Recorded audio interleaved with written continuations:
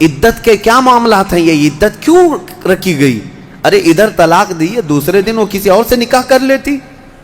نہیں نا، عورت کے 3 حیض آنے تک انتظار کرو، دوسرے آدمی کو نکاح کرنا ہے۔ کیوں؟ اس لیے کہ اسلام جو ہے سوسائٹی چاہتا ہے، یہ نہیں ہے کہ یہ یورپ امریکہ کی طرح عیاشی، کوئی کسی کے ساتھ کوئی کسی کے ساتھ، کون کس کا بچہ ہے کون کس کا باپ ہے پتہ ہی نہیں۔ اسلام میں نسب اور نسل کا بہت زیادہ اہتمام ہے، بہت زیادہ اہتمام ہے۔ جن 5 چیزوں کی حفاظت فرض ہے ہر مسلمان پر، اس میں نسب کی حفاظت بھی فرض ہے۔ سب سے پہلی چیز جو مسلمان پر فرض ہے وہ جان کی حفاظت ہے، اور ان 5 چیزوں کو پھر کبھی میں عرض کروں گا، 5 چیزوں کی حفاظت ہر مسلمان پر فرض ہے۔ اس میں جان کی حفاظت، اپنی عزت کی حفاظت اور اپنے نسب کی حفاظت فرض ہے۔ اپنے نسب کی حفاظت یہ نہیں ہے، یہی تو معاملات ہیں۔ کسی عورت کو آپ نے طلاق دے دیا، تمہاری عورت تو نہیں ہے، عدت کے کیا معاملات ہیں؟ یہ عدت کیوں رکھی گئی؟ ارے ادھر طلاق دی ہے، دوسرے دن وہ کسی اور سے نکاح کر لیتی؟ نہیں نا، عورت کے 3 حیض آنے تک انتظار کرو، دوسرے آدمی کو نکاح کرنا ہے۔ کیوں؟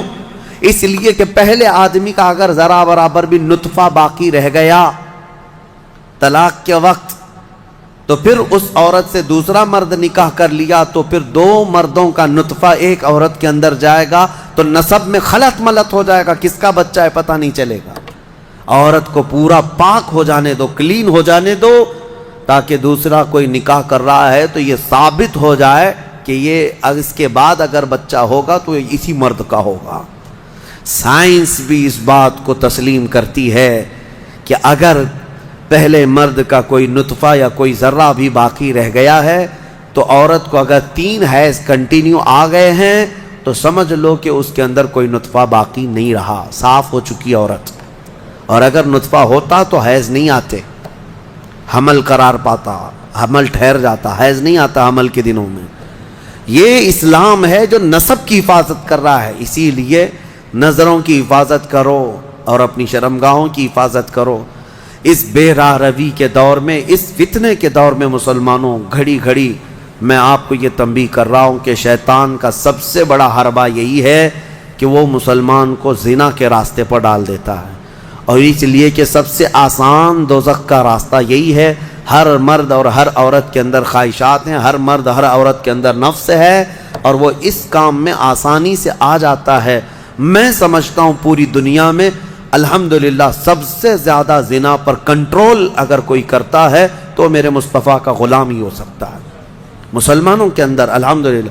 ہاں، جو بے راہ رو ہو چکے ہیں، جو بھٹک چکے ہیں راستہ، اور جن کو اپنے نبی پاک سے کوئی واسطہ ہی نہیں، میرا ان سے کوئی کلام بھی نہیں، میرا ان سے کوئی خطاب بھی نہیں، میں سمجھتا ہوں دنیا میں، ارے وہ کرسچین جو میری کی قسم کھاتے ہیں اور پتہ نہیں کرسمس میں کتنی میریوں کی عزت لوٹ لیتے ہیں۔ ہاں، پاکیزہ مریم کی قسم کھاتے ہیں نا، ہاں وہ جو ہے میری، حضرت بی بی مریم کو کہتے ہیں جو سب سے پاکیزہ عورت ہے۔ اگر سب سے پاکیزہ خاتون پر ان کا ایمان ہے تو پھر یہ کرسمس میں ہوتا کیا ہے؟ پتہ نہیں کتنی عورتیں اس دن زنا کی شکار ہو جاتی ہیں۔ تو یہ میری کی قسم اٹھانے والے ہی میریوں کو لوٹ لیتے ہیں۔ اسلام یہ نہیں ہے۔ اسلام میں نہ مسلمان خاتون کو نہ ہی غیر مسلم خاتون کو تمہیں نظر بھر کر کے دیکھنے کی اجازت ہے۔ ہاں، اگر کوئی بھٹک گیا ہے تو اسلامی حکم پر نہیں چل رہا ہے، لیکن اگر اسلام پر چل رہا ہے تو میں دعوے کے ساتھ کہہ سکتا ہوں، دعوے کے ساتھ، پوری دنیا میں اس مرض پر سب سے بہترین کنٹرولنگ کا راستہ کسی کا ہے تو وہ محمد رسول اللہ کا ہے، میرے آقا صلی اللہ۔ السلام علیکم ناظرین، اسی طرح کے اسلامک ویڈیو دیکھنے اور سننے کے لیے ہمارے چینل کو سبسکرائب کریں۔ جزاک اللہ خیرن جزا۔ السلام علیکم ورحمۃ اللہ وبرکاتہ۔